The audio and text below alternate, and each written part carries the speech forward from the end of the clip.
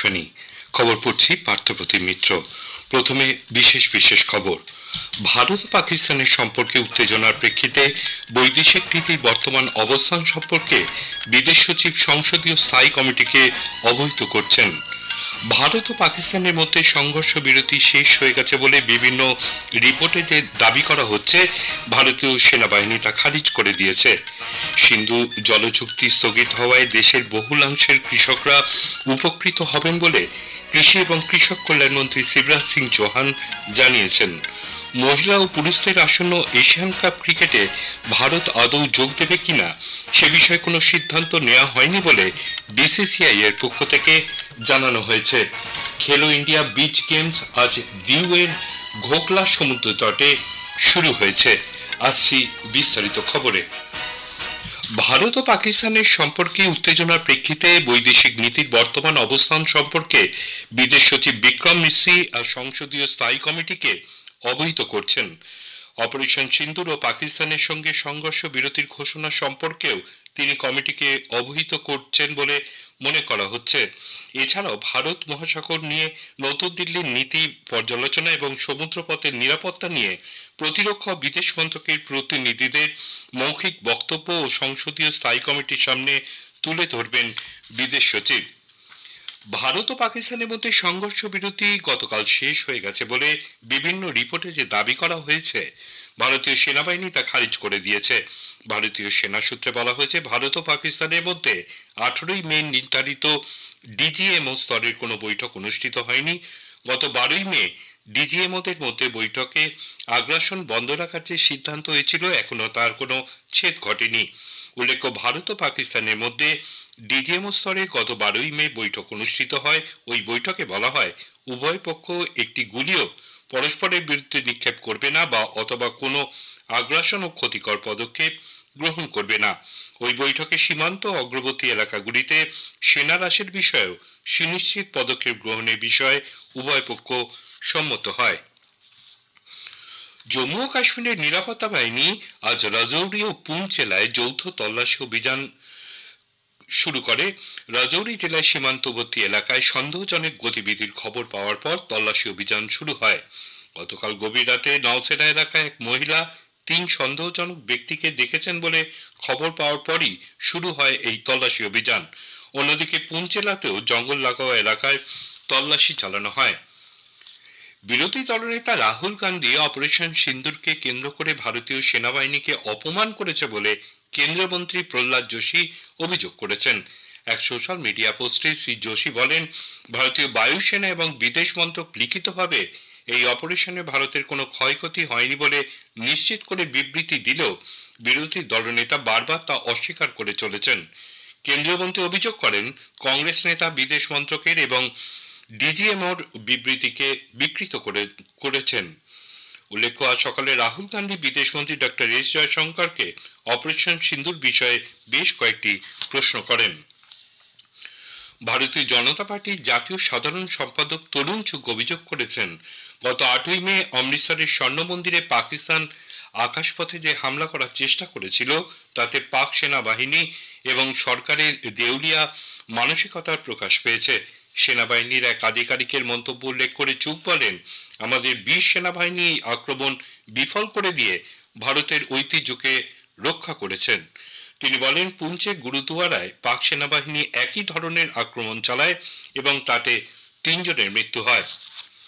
সংসদ বিষয়ক মন্ত্রী কিরেন রিজিজু আজ লেতে বলেছেন, অপারেশন সিন্দুরের প্রেক্ষাপটে ও সীমান্ত পারের সন্ত্রাসবাদ মোকাবিলায় ভারতের কঠোর অবস্থান আন্তর্জাতিক মঞ্চে আরো জোরদারভাবে তুলে ধরতে কেন্দ্রীয় সরকার সর্বদলীয় প্রতিনিধি দল বিভিন্ন দেশে পাঠাবার উদ্যোগ নিয়েছে। তিনি বলেন, প্রধানমন্ত্রী নরেন্দ্র মোদী অপারেশন সিন্দুরের মাধ্যমে পাকিস্তানি সন্ত্রাসবাদীদের পরিকাঠামো ভেঙে দেওয়ার উদ্যোগ নেন। লেতে আজ শ্রী রিজিজু শ্রদ্ধাঞ্জলি পার্কে কুশক বাকুলা রিনপোচের মূর্তির আবরণ উন্মোচন করেন। কুশক বাকুলা রিনপোচে লাদাখের আধ্যাত্মিক এবং রাজনৈতিক নেতা, যিনি আধুনিক লাদাখ গড়ে তুলতে উল্লেখযোগ্য ভূমিকা পালন করেন। অপারেশন সিন্দুরের পর কেন্দ্রীয় সরকারের সর্বদলীয় প্রতিনিধি দল থেকে তৃণমূল কংগ্রেস ফিরিয়ে নিয়েছে দলীয় সাংসদ ইউসুফ পাঠানের নাম। প্রতিনিধি দলের যে তালিকা প্রকাশ করেছিল কেন্দ্র, সেখান থেকে ইউসুফের নাম ফিরিয়ে নিয়েছে তৃণমূল কংগ্রেস। তৃণমূল কংগ্রেসের শীর্ষ নেতৃত্ব জানিয়েছেন এই প্রতিনিধি দলে তাদের পক্ষ থেকে কেউ যাবেন না। তৃণমূলের রাজ্যসভার নেতা ডেরেক ওব্রায়েন বলেন, তারা সম্পূর্ণভাবে দেশ এবং জাতীয় স্বার্থের পক্ষে, কিন্তু আন্তর্জাতিক কূটনীতি করাটা কেন্দ্রের কাজ, সেটা তারাই করবে। পাকিস্তানের হয়ে গুপ্তচর বৃত্তির অভিযোগে উত্তরপ্রদেশের মোরাদাবাদ থেকে রামপুরের বাসিন্দা এক যুবককে গ্রেপ্তার করেছে রাজ্য সন্ত্রাস দমন শাখা। পেশায় ব্যবসায়ী অভিযুক্ত শাহজাদকে নিজেদের হেফাজতে নিয়ে জিজ্ঞাসাবাদ করে পুলিশ। পুলিশ সূত্রে খবর, পাকিস্তানের গুপ্তচর সংস্থা আইএসআই কে ভারতের জাতীয় নিরাপত্তা সংক্রান্ত গোপন তথ্য তুলে দিত এই যুবক। আজ 19শে মে বাংলা ভাষার মর্যাদা রক্ষার দাবিতে 1961 আজকের দিনেই সিলেটে বিচ্ছিন্ন অসমের বারাক উপত্যকার বাংলা ভাষাভাষী মানুষ ধর্মঘটে সামিল হন। তাদের সঙ্গে ছিলেন আরও অনেকেই। রেল অবরোধ করা হয় করিমগঞ্জে। শিলচরে ধর্মঘট শুরু হবার পরই পুলিশ ও সামরিক বাহিনী কোন রকম সতর্কবার্তা ছাড়াই নির্বিচারে আন্দোলনকারীদের ওপর গুলি চালায়। শিলচর স্টেশনে বাংলা ভাষার জন্য শহীদ হন কমলা ভট্টাচার্য, শচীন্দ্র মোহন পাল, কানাইলাল নিয়োগী, কুমুদ দাস, তরণী দেবনাথ, হিতেশ বিশ্বাস, চণ্ডীচরণ সূত্রধর সহ 11 জন। কমলা ভট্টাচার্য এই উপমহাদেশের প্রথম মহিলা ভাষা শহীদ। এই খবর শুনছেন আকাশবাণী থেকে। আমাদের সংবাদ শোনা যাচ্ছে ইউটিউব চ্যানেল আকাশবাণী সংবাদ বাংলা, ফেসবুক ও ইনস্টাগ্রাম আকাশবাণী সংবাদ কলকাতা এবং এক্স হ্যান্ডেল এআইআর নিউজ কলকাতাতে। কৃষি এবং কৃষক কল্যাণ মন্ত্রী শিবরাজ সিং চৌহান জানিয়েছেন, সিন্ধু জলচুক্তি স্থগিত হওয়ায় রাজস্থান, হরিয়ানা, পাঞ্জাব এবং হিমাচল প্রদেশের একাংশের কৃষকরা বিশেষভাবে উপকৃত হবেন। আজ নতুন দিল্লিতে সারা দেশের কৃষকদের বিভিন্ন সংগঠনের প্রতিনিধিদের সঙ্গে আলোচনার সময় মন্ত্রী কথা বলেন। এই জল ব্যবহার করে ভবিষ্যতে কিভাবে আরো উপকৃত হওয়া যায় তারও একটি নির্দিষ্ট পরিকল্পনা গ্রহণ করা হবে বলেও তিনি নিশ্চিত করেন। শ্রী চৌহান বলেন, সিন্ধু জলচুক্তি স্থগিত করার সিদ্ধান্ত ঐতিহাসিক। পাকিস্তানকে জল দেওয়া ভারতীয় কৃষকদের প্রতি বঞ্চনা বলে তিনি উল্লেখ করেন। बगलीहार एक परियोजना है जिससे पाकिस्तान गाद नहीं निकालने दे रहा था हमें, जो मिट्टी जमा हो जाती, बांध भर जाते हैं, इसी समझौते का बहाना बना के। लेकिन अब सलाल बांध और बगलीहार बांध दोनों से पानी निकाल के हमने गाद निकालने का काम शुरू कर दिया। पाक धारदागिरी करता था, सिंधु जल समझौता है, गाद भी नहीं निकालने देंगे। अब गाद तो क्या, एक बूंद नहीं छोड़ेंगे। हमारे 4-5 राज्य हैं, जम्मू कश्मीर से लेके राजस्थान, हरियाणा, पंजाब, हिमाचल का भी कुछ हिस्सा आएगा। सारी संभावनाओं पर विचार करेंगे और कैसे भारत के किसानों के हक में, हित में इस पानी का उपयोग किया जाए, उसकी योजना बनाई जाएगी। কেন্দ্রীয় বাণিজ্য ও শিল্পমন্ত্রী পীযূষ গোয়েল বলেছেন, ডিজিটাল পাবলিক প্রকিউরমেন্ট প্ল্যাটফর্ম জেম প্রধানমন্ত্রী নরেন্দ্র মোদীর বিকশিত ভারত 2047 লক্ষ্য পূরণের বড় পদক্ষেপ। এক ইংরেজি দৈনিককে দেয়া সাক্ষাৎকারে শ্রী গোয়েল বলেছেন, গভর্নমেন্ট মার্কেট প্লেস দুর্নীতি দূর করেছে, পাশাপাশি প্রান্তিক শ্রেণীর ক্ষমতায়নে সাহায্য করেছে। ছোট শহরগুলিতে করদাতাদের অর্থ ব্যাপকভাবে সাশ্রয় হয়েছে বলেও মন্ত্রী জানিয়েছেন। বিদেশমন্ত্রী ডক্টর এস জয়শঙ্কর আজ 3 দিনের সফরে নেদারল্যান্ড, ডেনমার্ক ও জার্মানি রওনা দিয়েছেন। গতকাল 6 দিনের সফরের কথা ঘোষণা করে বিদেশ মন্ত্রক। সফরকালে 3 দেশের বিদেশমন্ত্রীদের সঙ্গে বিভিন্ন বিষয়ে বৈঠক করবেন ভারতের বিদেশমন্ত্রী।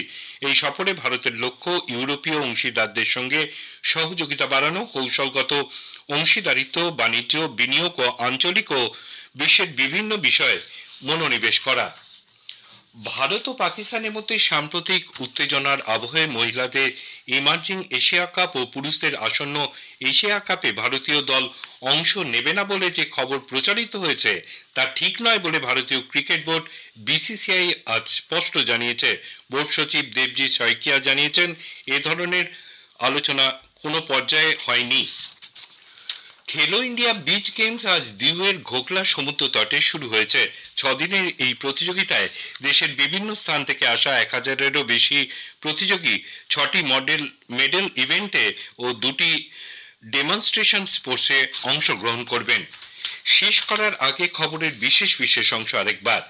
ভারত ও পাকিস্তানের সম্পর্কে উত্তেজনার প্রেক্ষিতে বৈদেশিক নীতির বর্তমান অবস্থান সম্পর্কে বিদেশ সচিব সংসদীয় স্থায়ী কমিটিকে অবহিত করছেন। ভারত ও পাকিস্তানের মধ্যে সংঘর্ষ বিরতি শেষ হয়ে গেছে বলে বিভিন্ন রিপোর্টে যে দাবি করা হচ্ছে, ভারতীয় সেনাবাহিনী তা খারিজ করে দিয়েছে। সিন্ধু জল চুক্তি স্থগিত হওয়ায় দেশের বহুলাংশের কৃষকরা উপকৃত হবেন বলে কৃষি এবং কৃষক কল্যাণ মন্ত্রী শিবরাজ সিং চৌহান জানিয়েছেন। খবর এখনকার মতন শেষ হলো। এরপরে স্থানীয় সংবাদ 7:50 মিনিটে।